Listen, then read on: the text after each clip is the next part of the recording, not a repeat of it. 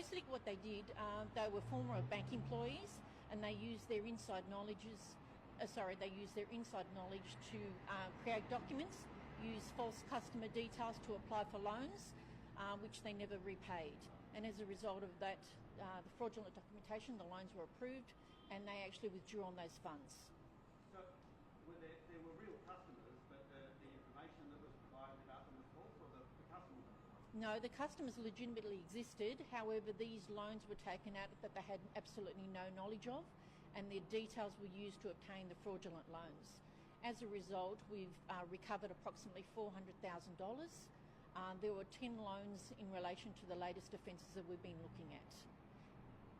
You mentioned you've recovered $400,000, but how much money do you and your investigators believe was actually fraudulently obtained? In regard to the current investigation we're doing, we believe that there were 10 fraudulent loans applied for, with a figure of in excess of $550,000, and luckily we've been able to recover in excess of $400,000 of that money.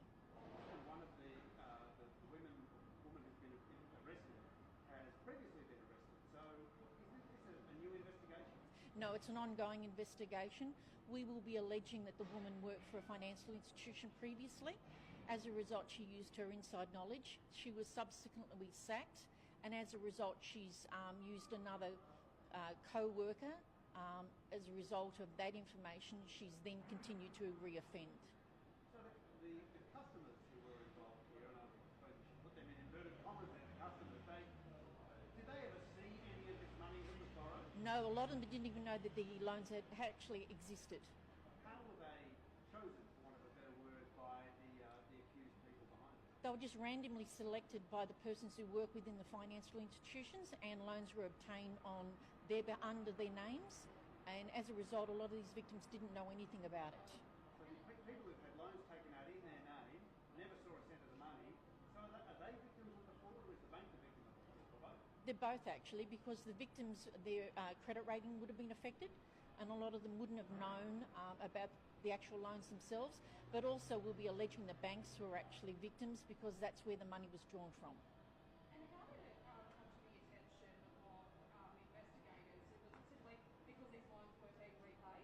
No, the loans weren't repaid, so we worked very closely with the financial institutions, and we became aware through those means. You made a number of arrests today. Are you able to sort of tell us the alleged roles that each of the 5 people played? What we will be alleging is that they use their inside knowledge from previously worked for the banks to obviously apply for loans. We will allege some of the offenders were involved in making fraudulent documentation and applying for those loans.